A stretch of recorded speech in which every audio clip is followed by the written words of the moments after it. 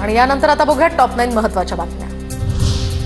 उपमुख्यमंत्री एकनाथ शिंदेंचा उद्या कोल्हापूर दौरा, तर राधानगरी तालुक्यातल्या सरवडे या ठिकाणी शिंदेंची आभार सभा होणार।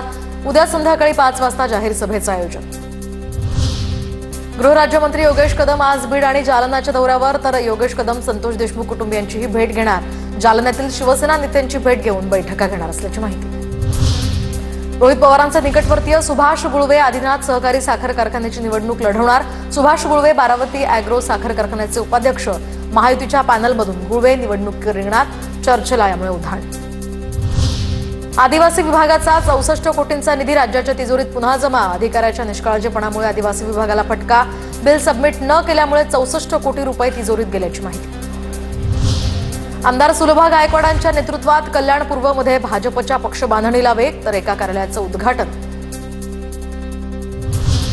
डोनाल्ड ट्रम्प यांच्या टॅरिफ वॉर नंतर आता जगावर मंदीचं सावट। जगभरातील शेअर बाजार गडगडले। धातू, कच्च्या तेलासह डॉलरच्या दरात सुद्धा घसरण।